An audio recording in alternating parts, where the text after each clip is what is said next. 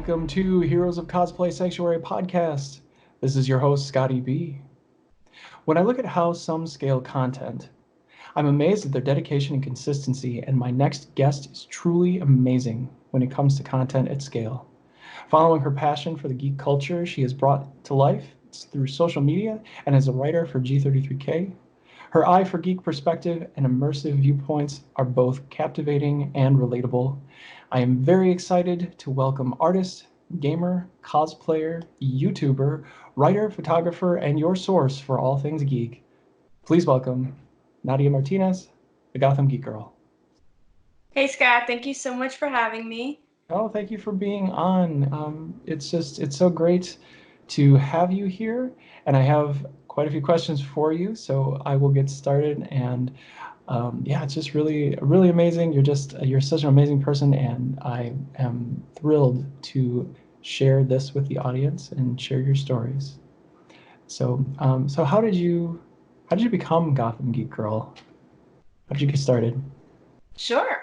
So I used to be an art student. I went to Fashion Industries High School. I changed my mind about fashion, and then I went to FIT and I was an illustration major. When I was in college, I was interning at Marvel, and I this new thing was starting called New York Comic Con. So I've actually been to every one. I think it's been like 13 years already. It's crazy. Oh, good for you. Yeah. But over the years and like interning and then in school I made like so many friends like in the industry, and I was like, "Oh, I love this." And like I used to draw. I wanted to be a comic artist at one point, but I feel like I like to read them more. I enjoy interacting with people more. And over the years at cons, I started to get out of my shell and be more comfortable talking to people and talking and like learning and meeting new people.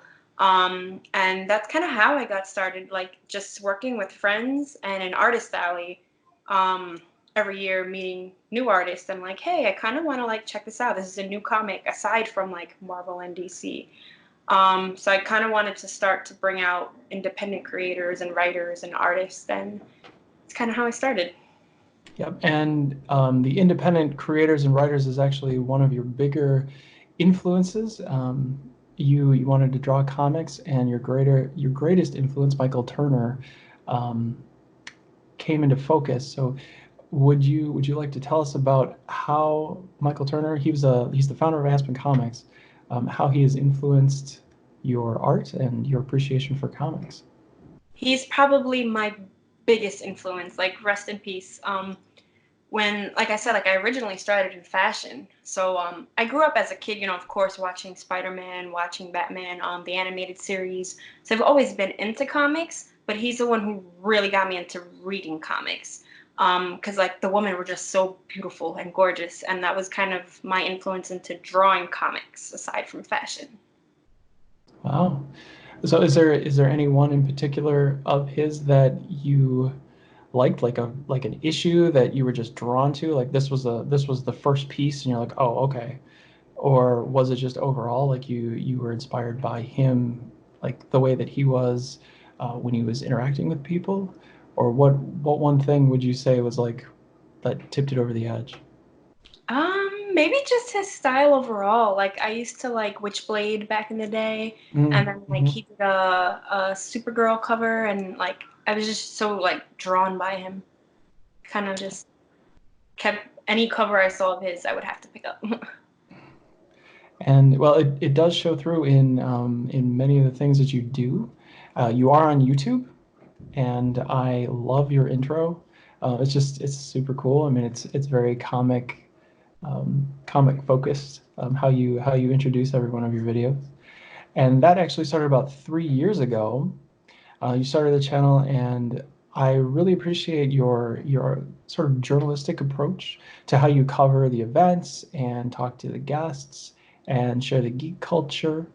Would you be able to talk about some of the behind the scenes aspects of putting together your YouTube channel and just like what goes into making content for it?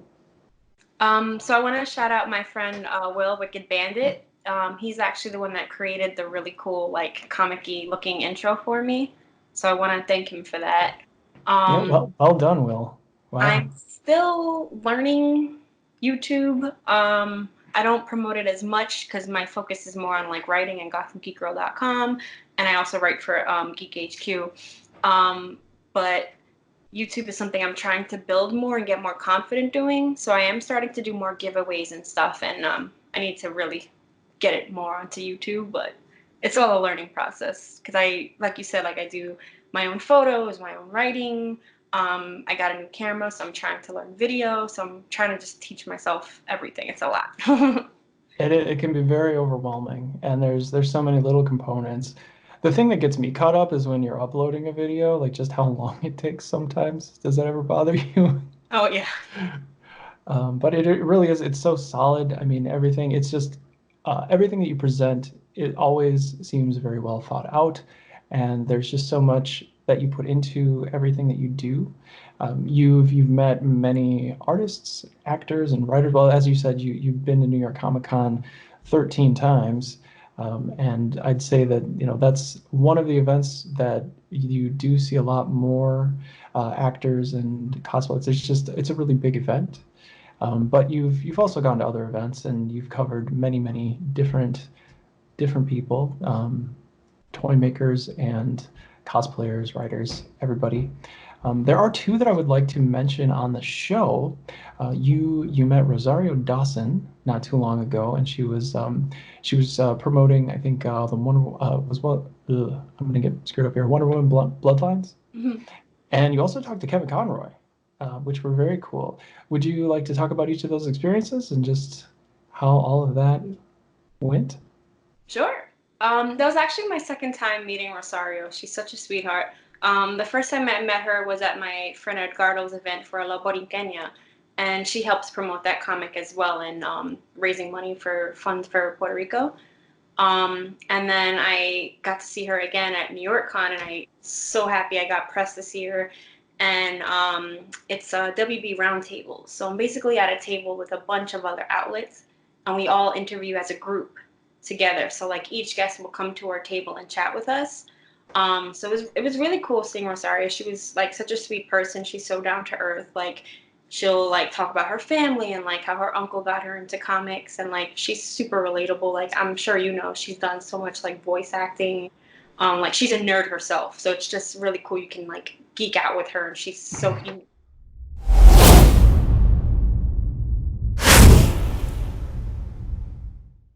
Oh, and Kevin, that was probably my biggest like nerd out.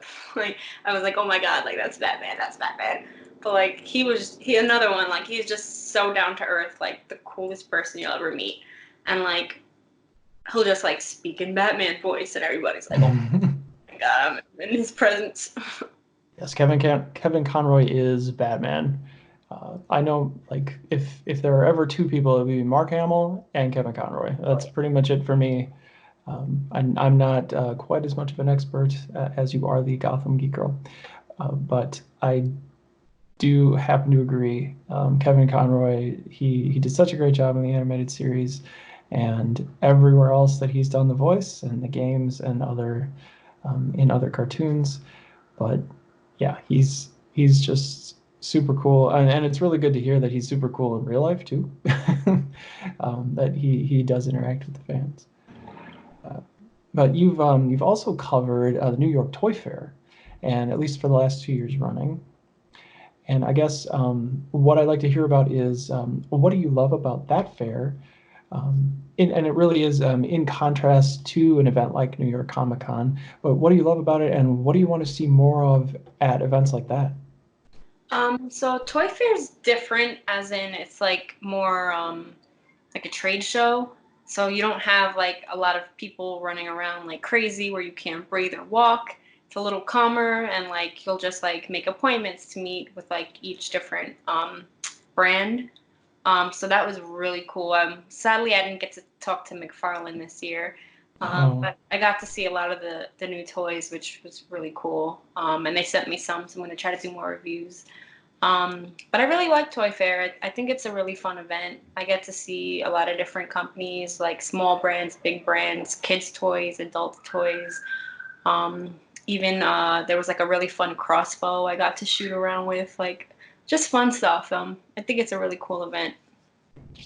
Yeah, I mean it's really apparent, and there's just such a variety, like things that you wouldn't think. I mean, you see all the mainstream stuff, but then when you get into the more unique toys and like the more elaborate, the more detailed toys that they have there, like they have some just really crazy cool like DC figurines and like Spawn. It would be really cool to see Todd McFarlane at one of those. Like I've always been a fan of the comic and the toys. I mean, Hmm. the Spawn toys were all like they've been awesome forever, and he's just super cool. Anyways, Spawn's just amazing. I've been listening to him on Comics Explained. Another thing that comes up a lot, but um, yeah.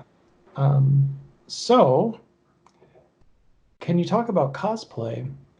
And to me, one of the greatest characters that you do is Harley Quinn.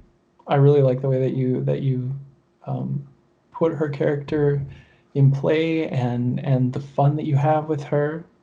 But another one is you have an original cyberpunk that I also think is really cool, among many others. But would you like to tell us about those that you've created that are closest to you? Sure. Well, I love doing Harley Quinn because I'm from Brooklyn and I literally grew up with her and I loved her my whole life. But yeah, she's definitely like one of my favorite characters to do because I have a lot of fun with her. Like to get into character. I always try to do ones that most people don't do. I want to do the original, but I have to get it right. But I've done like Harley Who Laughs. I've done a lot of the sideshow collectible, DC Direct, DC collectible versions. So I have a lot of fun with that. But she's probably my favorite cosplay to do. Yes, and she is. I mean, she's been so inspiring to so many.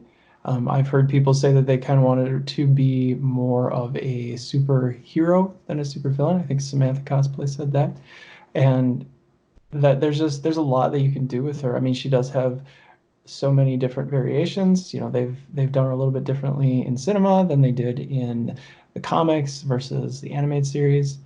And I think that it's just a character that grows. I think she's grown a lot more than her quote unquote replacement has.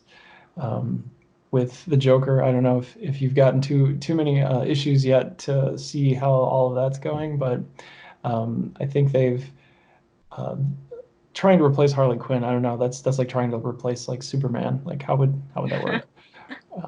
But yeah, it's so cool.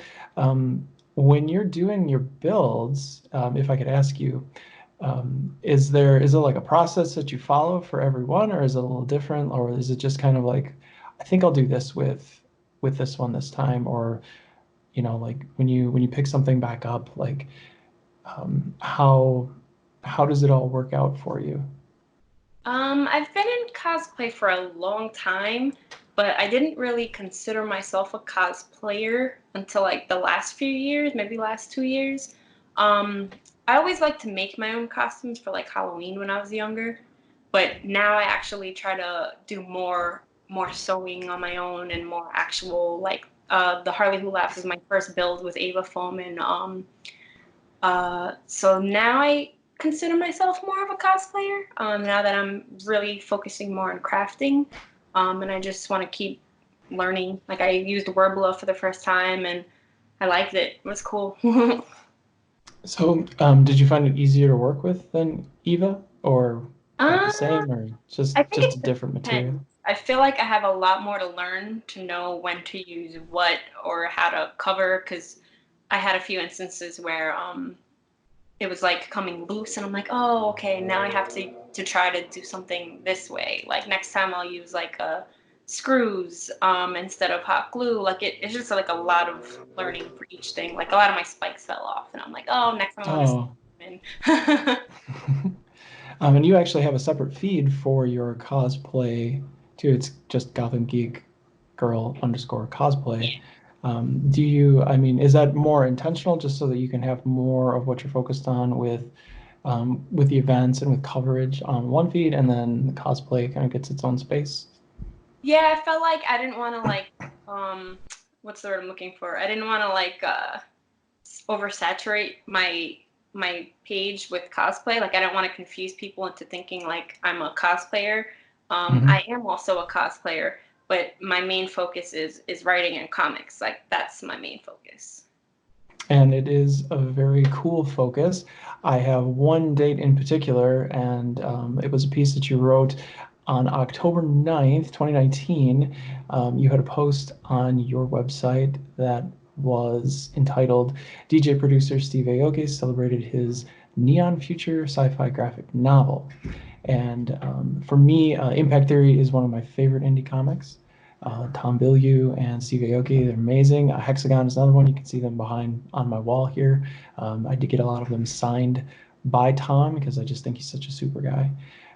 But having covered Impact Theory comics, which I am obviously a big fan, what are your thoughts, and just talk about your appreciation for indie comics and comics in general? So I've always been a huge comic book reader. And like I said, like over the years, going to New York Con and Artist Alley, meeting a lot of artists, and then also a lot of my friends are creators. So I'm like, oh, let me like check out this person's book, and they'll introduce me to somebody else, and introduce me to somebody else, and I'll meet writers and artists. And then like my old boss from when I was at Marvel, like he has his own comic out now. So I interviewed them as well. So that's been a really cool like thing, like meeting creators and people that I know, having the chance to help them push their comic and get their comic out. Wow. Now, was this Marvel before or after Disney? I'm just curious. So actually this was in like 2010 maybe. I think it was when it was just acquired. Because when I Okay, was just interning, I remember we were moving offices. So that was really cool because I got like a ton of boxes of like free comics and books. that is pretty cool. I think I'm trying to grow my collection, but certainly um, they kind of got lost and found again. My friend and I had like a larger collection, and I think he has a few of mine, and I have a few of his now. Going back, it's been quite a few years, so I'm dating myself by saying this, but like X-Men 300 was kind of a new comic when I was collecting. But yeah, like we kind of shuffled them all together at one point when we went to college. But no, it's so cool that you have done as much as you have with writing and with your website and just all these different things that come together. And I also want to thank you so much for being on the show and just sharing everything with us, sharing just all of your experiences and everything that you work so hard on to bring to us for that culture and community. So thank you for being here. I do have a few different questions for you at the end of the show. There's three questions, and two of them are a little off, and one of them is the same one that I always ask everyone. So if you're ready for this, I will get going here. Yeah, I'm ready. Okay. What do you think about Cedric Diggory being the next Batman? Robert Pattinson. When I first heard about the casting, I was like, no. I do think he's a great actor. I think what was the movie? Water for Elephants? Like that, Hmm. phenomenal in that movie. So it's not that I doubt his acting. I just wasn't sure if I can see him as Bruce Wayne. But I'm gonna give him a chance because ironically I felt that way about Ben Affleck and he is my favorite Batman. Even Mine though too. yeah, Yeah. like even though the Christopher Nolan series by far is my favorite like movie period ever, The Dark Knight, I still actually really wish we got more from Ben Affleck, that they gave him a chance to have a solo movie because he was my Mhm. favorite part of BVS. Yep. And to be clear, for everybody, Kevin Conroy is Batman, but the movie Batman Yeah, fun fact. that's cool is Ben Affleck. We're not trying to be confusing, but yeah, I totally agree. I wish he would have gotten at least one more. That he didn't was kind of like, oh. And now we're moving on to a sort of reboot cool with Batman. I'm not sure. Now he's gonna be super young again, so it's like the start. I do like Zoe Kravitz though, and I Mhm. feel like I could see chemistry with them, so I'm trying to be hopeful. Yeah, and I have a little bit of a confession. You know, Twilight, I guess as a series, maybe I wasn't so great about or high on, but the first movie wasn't too bad. Robert Pattinson, I don't think he really did like it wasn't like a terrible acting job or anything like that. It wasn't like Hayden Christensen in Star Wars, sort of. I don't know. Do I really believe this person's Anakin Skywalker?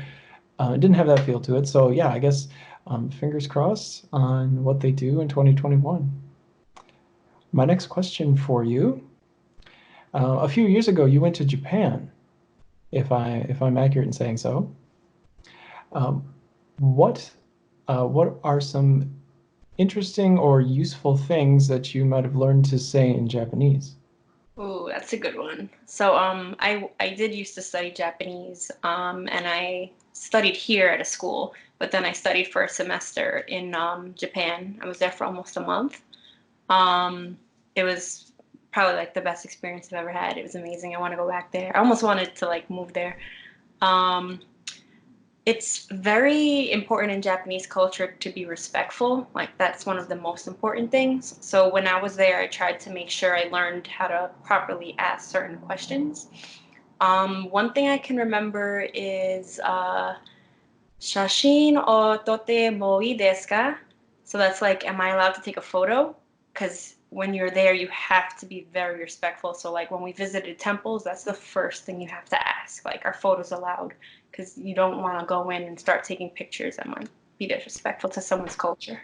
Sure. Was the answer generally no, or were they pretty good about things like that? I think it depends where you are and which temple. Because some felt very like um I don't know if you would say holy. Like some Sacred? felt like very Mhm. sacred, like you don't even want to ask. Some were like a little more crowded, a little more people, and like you felt, okay, maybe I can ask here. Like there's like families and stuff, and like they said it's okay. Like you just got to be aware. And just for my sake, could you say it one more time so that I can get it? Shashin o toto, sorry, shashin o tote moi desu ka? Right. Well, there you have it. And my last question for you is what do you want your impact on the world to be? Hmm.